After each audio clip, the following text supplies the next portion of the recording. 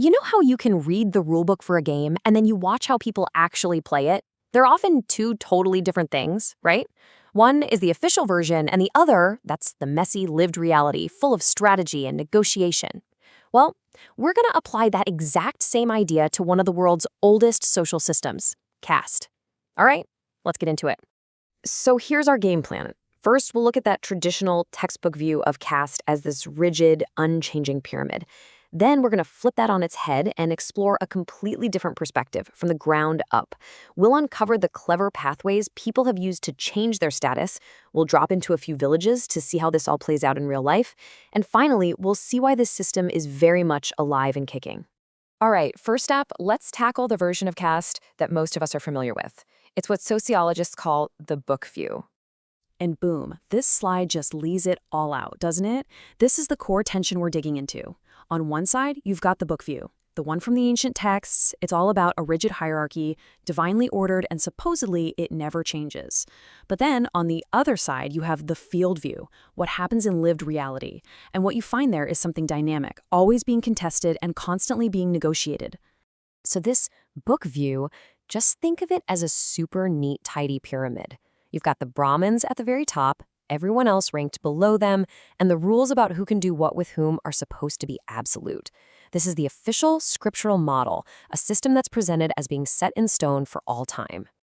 But what happens when sociologists actually put down the ancient books and go out into the villages to see how people really live? Well, that's where things get interesting, and it brings us to our second section, a totally different view. The field view is where the rubber meets the road. It's all about observation.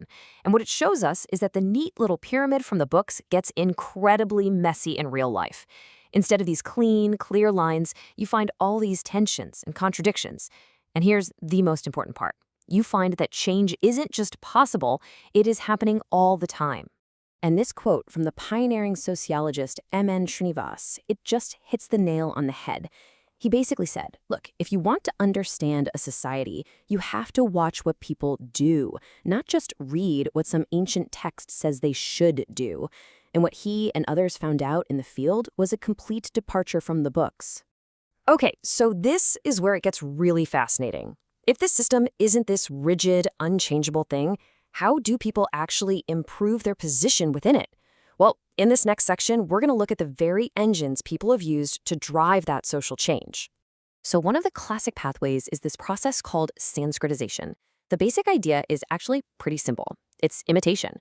A group that's trying to move up the social ladder will start to adopt the practices of a higher status group.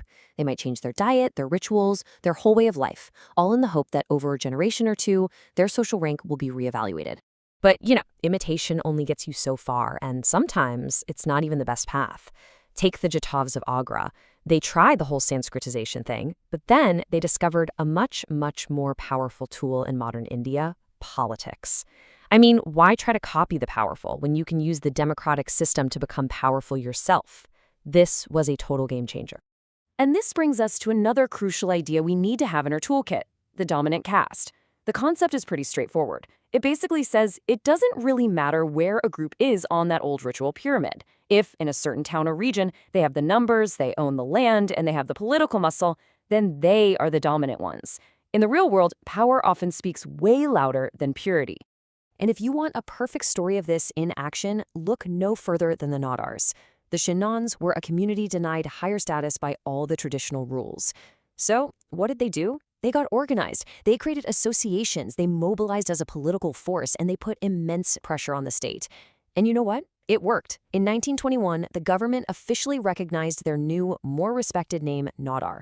This wasn't a change that came from an ancient text. It was a change forced by modern political power. Okay, we've talked about the big ideas. Now, let's get our hands dirty and zoom right into the day-to-day life of a village. Let's check out some of these amazing case studies from the field. Oh, I love this example from a village called Kishangarhi because it just blows up the simple rules. According to the book view, being a vegetarian is purer and should give you a higher status. But when a field worker went there, they found that the vegetarian washermen and the non-vegetarian leather workers had the exact same rank in the village hierarchy. It's perfect proof that the simple rules from the books just don't predict what happens in the real world. And check out this story from the village of Bisipara. It's a classic tale of new money challenging old power. In the past, the land-owning warrior caste was on top. But then, the distiller caste got really rich through trade. And what did they do with that new money? They started to challenge the old order. They changed the rules of who they'd eat and drink with, basically declaring themselves to be on the same level as the old elites. You can see economic power directly translating into a challenge for social status. So if it's not just about your job or what you eat, how in the world do you figure out the real pecking order in a village? Well, sociologist Adrian Mayer argued that you have to look for the secret code, and that code is commensality, these incredibly detailed, complex rules about who can accept food, water, or even just a smoke from whom. This is where status isn't just written down, it's performed every single day. And wow, just look at this table from Ramkari village. This is that secret code in action. It's definitely not a simple pyramid, is it? It's this complex web of interactions. The Brahmins are at the top, sure, because they won't take uncooked food from anyone else. But look at the middle. The farmer is ranked lower than the carpenter, not because of his job, but because he's willing to accept food from more groups. The logic is crystal clear. The fewer groups you take food from, the higher your status. And then, way down at the bottom, the sweeper accepts from everyone. This is the field view in all its glorious, complicated detail. Okay, let's step back for a second and pull all of these different threads together. What are the really big takeaways when we stop looking at the books and start looking at the field? Here's the most important thing to remember. The caste system is not some ancient relic frozen in a museum. It's a living, breathing, dynamic thing. Modern secular forces, we're talking about money, political power, education, are now hugely important drivers of a group status. What happens in real life often just flat out ignores the ancient rules, which leads to a hierarchy that's often really fuzzy and ambiguous, especially in those crowded middle ranks. And that leaves us with a final big thought to chew on. The field view really shows us that people always find ways to contest, negotiate, and reshape the social systems they live in. So it makes you wonder, if that's true for one of the world's oldest hierarchies, where else is it happening right now? Where in our own societies are the official rules being challenged and rewritten from the ground up?